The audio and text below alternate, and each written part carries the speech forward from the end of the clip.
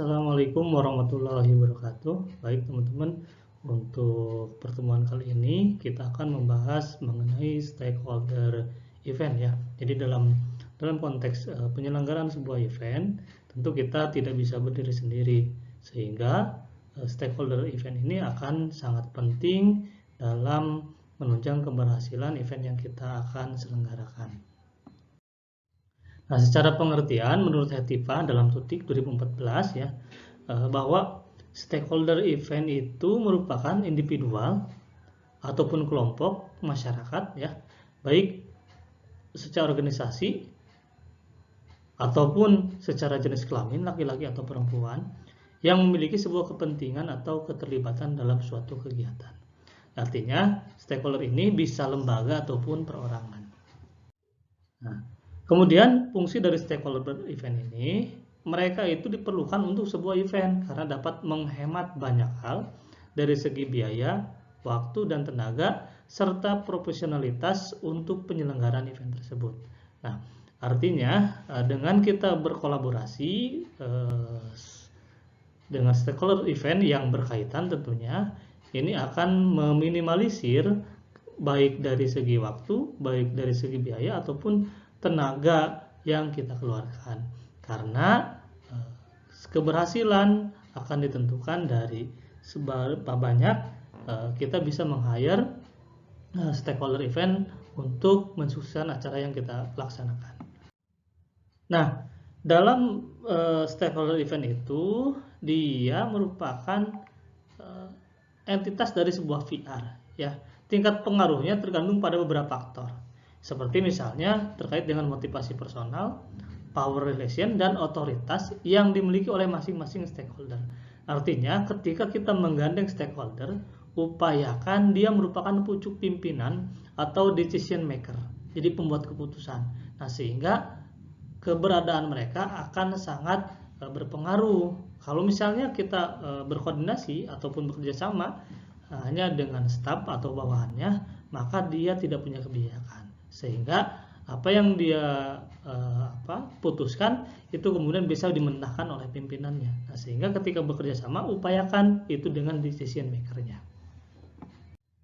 Nah, ini di sini berbicara terkait dengan stakeholder event ini terdiri dari berapa? Ya, ada asosiasi, kemudian media, community, sponsor, partisipan, cater, kemudian venue, kemudian production, dan lain sebagainya. Coba kita akan jelaskan satu persatu. Ya. Yang pertama, event organizer ya. Event organizer itu kalau yang kita lakukan sekarang adalah terkait dengan manajemen event, berarti kan jantungnya ya, ruhnya dari sebuah kegiatan atau penggerak panitia pelaksana ya, kalau biasa kita kenal istilahnya, ataupun kalau di dalam perusahaan itu disebut dengan project ya, project manager, atau itu personalnya. Tetapi kalau secara institusinya, lembaganya itu kita katakan dengan event organizer ataupun IO. Nah, IO itu kan beragam ya. Nah, di sini stakeholder yang penting adalah pemerintah ya. Pemerintah dalam hal ini suatu lembaga yang mendukung suatu event, nah, baik berdasarkan skalanya lokal, regional ataupun nasional. Karena biasanya yang berkaitan dengan pemerintah ini misalnya terkait dengan penyewaan tempat yang dimiliki oleh properti yang dimiliki oleh pemerintahan, ataupun terkait dengan legalitas serta perizinan. Selanjutnya asosiasi. Nah, teman-teman tentu ketika berbicara kita memiliki ya, mendirikan sebuah event organizer, kita harus masuk ke asosiasi. Untuk apa? Nah, untuk kita menguatkan jejaring ataupun relasi, baik terkait dengan pekerjaan yang kita lakukan ataupun misalnya terkait dengan properti ataupun agenda event yang bisa ketahui melalui asosiasi. Selanjutnya terkait dengan media. Nah, ini di era konvergensi media, di era keterbukaan informasi, media itu harus kita gandeng. Kita harus bisa berkolaborasi dengan media supaya apa? Supaya event yang kita buat itu dipublikasikan oleh mereka. Nah, tentu media tidak bisa misalnya memberikan keuntungan secara finansial ya, tetapi dengan publikasi yang mereka lakukan terhadap event yang kita miliki, nah ini akan punya impact yang besar. Semakin banyak media yang meliput dengan katakanlah memberitakan pemberitaan baik tentang event yang kita laksanakan, maka akan semakin banyak khalayak yang mengetahui, sehingga keterlibatan masyarakat ataupun khalayak terhadap event yang kita laksanakan itu bisa semakin meriah, dan itu tentu akan mempermudah dari tujuan event yang kita buat. Kemudian komunitas. Nah, ini stakeholder event yang ini ya cukup unik ya teman-teman. Ketika misalnya kita menyelenggarakan, contohlah katakanlah event musik, maka biasanya bagi grup tertentu, grup musik tertentu, dia sudah memiliki fans, dia sudah memiliki komunitas tersendiri. Nah, sehingga dimanapun katakanlah idolanya manggung, mereka akan datang. Nah, ini akan meramaikan kegiatan ataupun event yang kita buat. Selanjutnya sponsorship. Nah, ini sponsorship ya, ini sponsorship ini bisa menjadi penyumbang secara finansial ya, secara finansial dengan kita menawarkan berbagai macam kontrak, berbagai macam penawaran. Ini sponsor bisa memenuhi apa yang kita butuhkan terkait dengan finansial. Bisa jadi ketika kita mendapatkan sponsor yang utama, misalnya seluruh kebutuhan finansial yang kita butuhkan itu terpenuhi, atau misalnya setengah dari kebutuhan finansial kita itu bisa terpenuhi.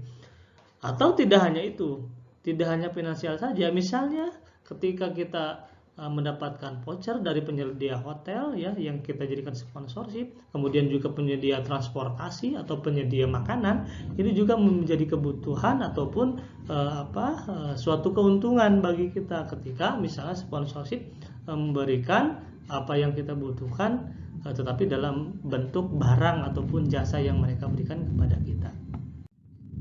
Selanjutnya partisipan. Dalam hal ini partisipan itu adalah khalayak, mereka adalah tamu undangan ya yang datang ke acara kita, baik berasal dari masyarakat umum, kemudian juga dari kalangan pemerintahan, ataupun misalnya kita mengundang sengaja berkaitan dengan pemilik perusahaan ataupun sponsor yang memang terlibat dalam acara kita.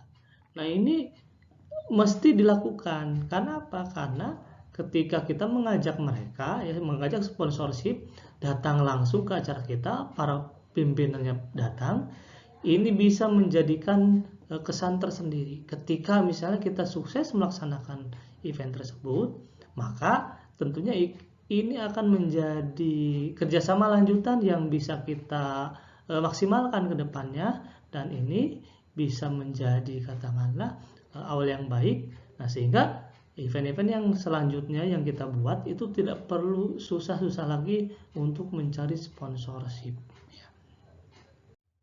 Selanjutnya jasa catering. Nah, ini ya teman-teman, tentu ketika berbicara kebutuhan makan dan minum itu kita disediakan oleh catering. Nah, sehingga tentu teman-teman harus memastikan catering ataupun jasa catering yang kita hire atau yang kita ajak kerjasama itu yang memenuhi standar, baik terkait dengan kualitas cita rasanya, juga berkaitan dengan kalau sekarang misalnya mereka memiliki sertifikat halal ataupun mereka sudah punya izin usaha di bidang makanan.